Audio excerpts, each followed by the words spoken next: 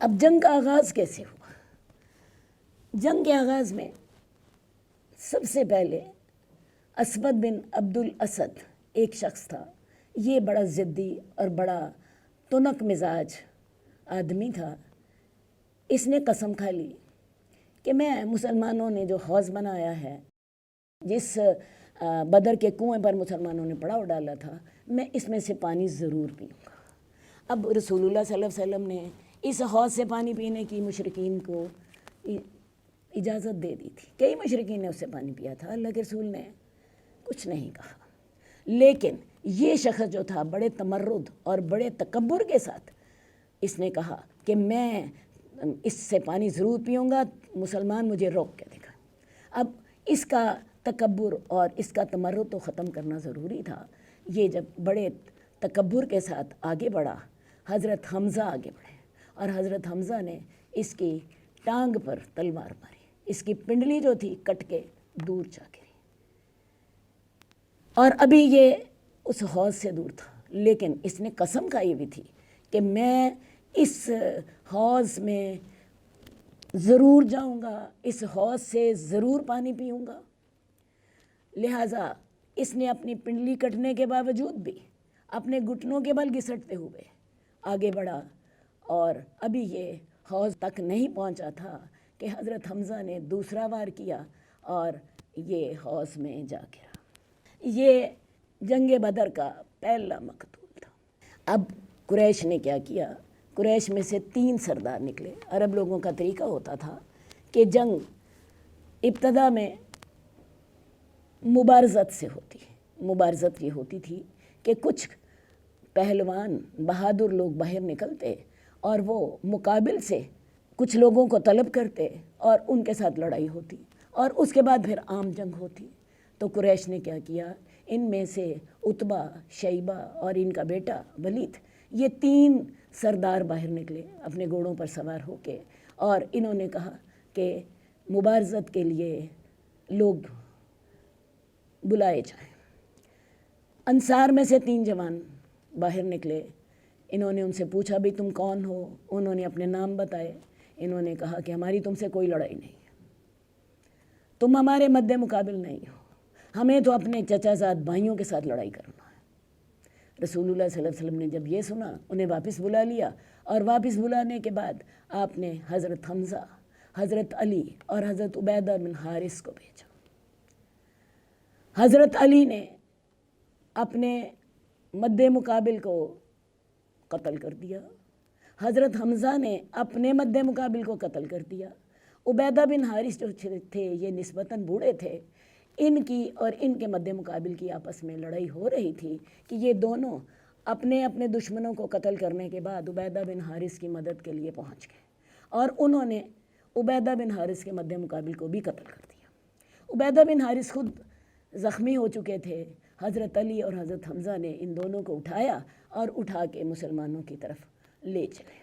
اب ظاہرہ طور پہ یوں لگ رہا تھا کہ مسلمانوں کے تو تینوں جو ہیں پہلوان یا سوار وہ بچ گئے زندہ سلامت، اور کفار کے تینوں ہی سردار موت کے حوالے ہو گئے. کفار کو آگ لگ گئی. اس سے پہلے اسود بن عبد الاسد کا جو معاملہ تھا وہ اس میں بھی کفار کو بڑی تکلیف ہوئی تھی. اب عام جنگ شروع ہو گئی. عام جنگ شروع ہو گئی. رسول اللہ صلی اللہ علیہ وآلہ وسلم نے جنگ کا جو جھنڈا تھا وہ مصعب بن عمیر کو دیا تھا. یہ مصعب بن عمیر وہی تھے جن کو مدینہ دین کی دعوت دینے کے لیے بطور دائی بھیجا گیا تھا. ان کو جھنڈا دیا. حضرت علی کو مہاجرین کا جھنڈا دیا گیا. اور اب یہ جو تھا لڑائی جو ہے وہ شروع ہو گئی، گرم ہو گئی. کفار نے بڑھ بڑھ کے حملے کرنے شروع کر دیے. رسول اللہ صلی اللہ علیہ وسلم نے کفار کا حملہ روکنے کے لیے جو ہدایات دی تھیں ان ہدایات کو ذرا ایک دفعہ پھر دیکھ لیتے ہیں. رسول اللہ صلی اللہ علیہ وسلم نے یہ ہدایات دی تھیں کہ تم نے تب تک حملہ نہیں کرنا جب تک کہ میرا حکم تم تک نہ پہنچے.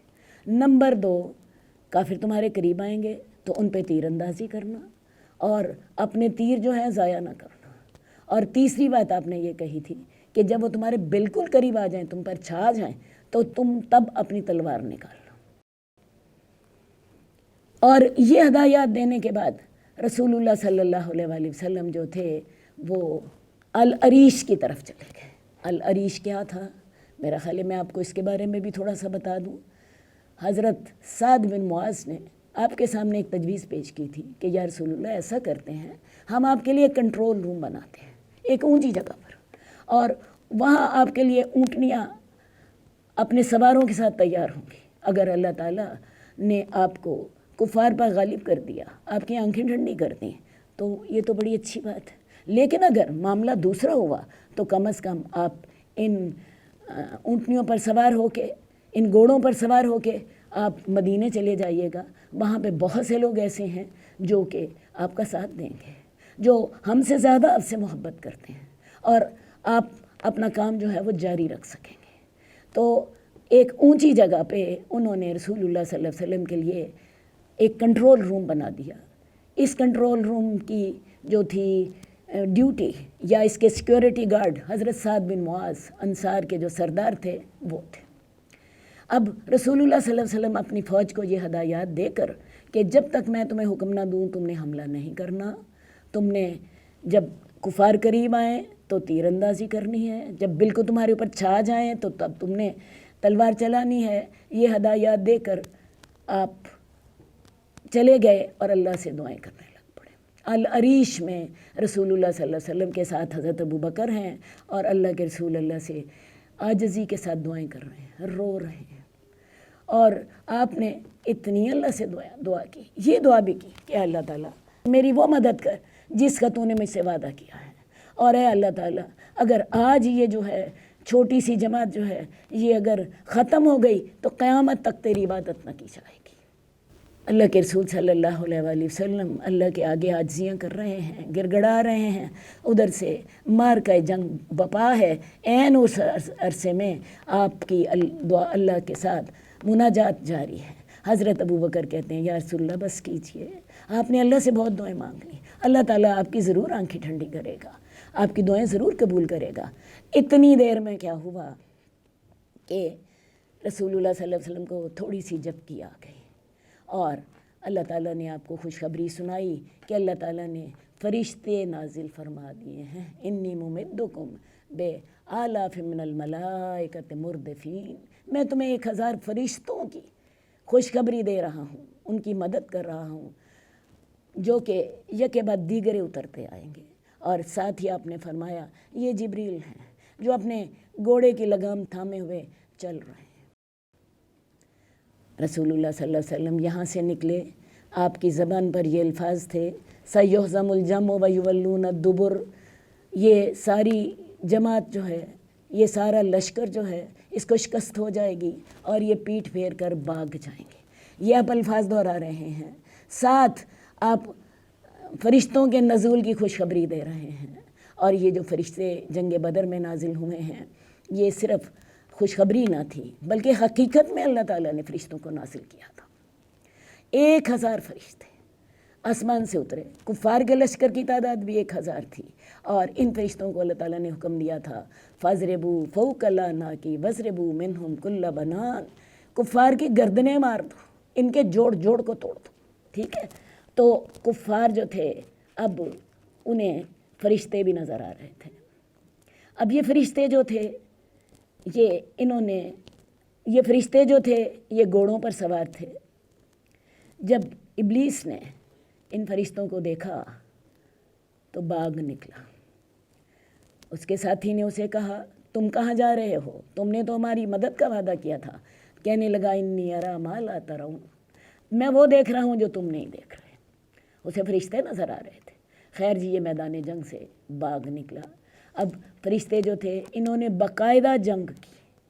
صحابہ دیکھتے تھے کہ وہ کسی کافر کو زخم لگانے کے لیے آگے بڑھتے تھے، لیکن ان کے آگے بڑھنے سے پہلے ہی وہ کافر جو تھا وہ زمین پہ لیٹا ہوتا تھا اور اس کو زخم آ چکے ہوتے تھے۔ اب جو زخم فرشتوں کی طرف سے آتے تھے इनका रंग सब्ज़ था, इनका रंग सब्ज़ था, और ये बहुत बड़ी निशानी थी कि ये इंसानों के लगाए हुए ज़ख़म नहीं।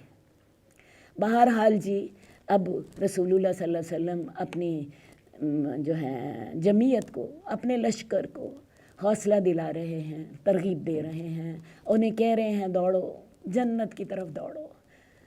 जन्नत जो है वो तलवारों के साए में है, और साथ ही उन्हें सयुहज़मुल जमउ व युवल्लून दुबुर के साथ जोश दिला रहे हैं, साथ फरिश्तों की मदद का यकीन दिला रहे हैं, और सहाबा फरिश्तों को अमलन उनका तजर्बा कर रहे हैं। इसके अलावा रसूलुल्लाह सल्लल्लाहु अलैहि वसल्लम ने अल अरीश, वो जो कंट्रोल रूम था, उससे बाहर आने के बाद एक और काम किया। आपने ज़मीन से एक रेत की मुट्ठी ली और वो रेत की मुट्ठी कुफ़ार की तरफ फेंक दी, और साथ ही ये अल्फाज कहे शाहतिल वजूह, इनके चेहरे बिगड़ जाए। अल्लाह की कुदरत आप देखें कि हवा जो थी मुसलमानों से काफिरों के रुख जा रही थी, वो रेत का ज़र्रा हर काफिर की आँख में पड़ गया। एक रेत की मुट्ठी थी और उसका हर ज़र्रा जो है किसी न किसी काफिर की आँख में पड़ गया। काफिर जो थे आंखें मलने लग गए, और मुसलमान जो थे वो उन पे बढ़ बढ़ के हमले कर रहे थे। वैसे भी एक बात आपको समझनी चाहिए, और वो बात ये थी कि अब तक कुफ़ार हमले कर रहे थे, कुफ़ार अपना जोश व खरोश दिखा चुके थे। मुसलमान रसूलुल्लाह सल्लल्लाहु अलैहि वसल्लम के हिदायत के पेश नज़र उन्होंने अभी तक काम हमला शुरू न किया था। जब ये फरिश्तों की खुशखबरी आ गई, अल्लाह के रसूल सल्लल्लाहु अलैहि वसल्लम ख़ुद शिकस्त की खुशखबरी लेकर आ गए, उनके अपने दरमियान चल रहे हैं, फिर रहे हैं, लोगों को तरगीब दे रहे हैं। उस वक़्त आपने मुसलमानों को आम हमला करने का हुक्म दिया। उस वक़्त तक कुफ़ार जो थे वो ठंडे पड़ चुके थे, मुसलमान अभी फ्रेश थे, उनके हौसले भी जवान थे। हुआ क्या, जल्द ही हालात का पांसा जो है वो पलटने लग पड़ा। इस अरसे में अबू जहल जो था वो भी अपनी कौम को मोटिवेट कर रहा था, उनको कह रहा था तुम फिक्र ना करो, अगर उतबा और रबिया अगर वो मर चुके हैं तो कोई बात नहीं, अभी भी बहुत से जवान जो हैं वो लड़ने के लिए तैयार हैं। और ये उनको जोश दिला रहा था, अपनी फ़ौज के दरमियान चक्कर लगा रहा था। अब उधर से क्या हुआ, ये हज़रत अब्दुर्रहमान बिन औफ जो हैं वो इस हदीस के रावी हैं, और ये हदीस जो है बुखारी और मुस्लिम दोनों में मौजूद है। वो कहते हैं कि मैं जंग बदर में खड़ा था, मेरे आस और पास दो जवान थे। मैंने दिल में सोचा कोई ताकतवर आदमी होते मुझे भी फ़ायदा होता, ये नौजवान यहाँ पे हैं। बहरहाल कहते हैं इतनी देर में एक ने मेरे से पूछा, चाचा आपको पता है अबू जहल कौन है? मैंने कहा तुम उसको क्यों पूछते हो? वो कहने लगा मैंने सुना है कि वो रसूलुल्लाह सल्लल्लाहु अलैहि वसल्लम को गालियाँ देता है, और अगर वो मुझे मिल गया मैं उसे चिमट जाऊँगा, और मैं उसे तब तक नहीं छोड़ूंगा जब तक कि हम दोनों में से एक को मौत ना आ जाए। अब्दुर्रहमान बिन औफ कहते हैं कि मैं उसकी बात सुन के हैरान हो गया। वो जिस लहजे में बात कर रहा था, जिस अंदाज में बात कर रहा था, कि इतनी देर में दूसरे लड़के ने भी मेरे से यही सवाल किया, और उसने भी इसी अंदाज में बात की कि चाचा मैं तब तक उसको नहीं छोड़ूंगा जब तक कि हम दोनों में से जिसकी मौत पहले लिखी हुई है उसे मौत ना आ जाए, मैं तब तक उसको छोड़ना नहीं है। खैर जी, हज़रत अब्दुर्रहमान बिन औफ कहते हैं मैंने थोड़ी देर में देखा तो मुझे सामने अबू जहल नज़र आया। वो अपनी फ़ौज को जो था प्रमोट कर रहा था, अपनी फ़ौज को तरगीब दे रहा था लड़ने की। तो मैंने उन दोनों से कहा कि ये देखो जिस आदमी का तुम पूछते थे वो आदमी ये लोगों के अंदर चल फिर रहा है। खैर जी, इन दोनों ने क्या किया, अबू जहल को अपने निशाने पर रख लिया। इंतज़ार करते रहे यहाँ तक कि जब अबू जहल इनके निशाने पर आया, इन्होंने उसको कत्ल कर दिया। अपनी तलवार जो थी, दोनों के पास तेज़ तलवारें थीं, दोनों ने उसको गिरा दिया, और अल्लाह के रसूल के पास दोनों चले गए और कहने लगे या रसूलल्लाह हमने अबू जहल को कत्ल कर दिया है। رسول اللہ صلی اللہ علیہ وسلم نے ان سے کہا لاؤ مجھے اپنی تلوار دکھاؤ۔ بہرحال جو تھی آپ نے تلوار دیکھ کر جو تھے ایک صحابی جو تھے ان کا نام معاذ بن عمرو بن جموح تھا، ان کے حق میں فیصلہ کر دیا۔ خیر جی، یہ سارے معاملات چل رہے ہیں۔ اب مسلمانوں نے جب عام حملہ کیا، میں نے آپ کو پہلے بتایا کہ کفار جو تھے اس وقت تک تھک چکے تھے، انہوں نے آغاز میں ہی اپنی ہمتیں جو تھیں استعمال کر لی تھیں، مسلمانوں کی ابھی ہمتیں جوان تھیں۔ بہرحال رسول اللہ صلی اللہ علیہ وسلم نے جب مسلمانوں کو لڑائی کا حکم دیا، کفار جو تھے میدان سے بھاگنے لگے۔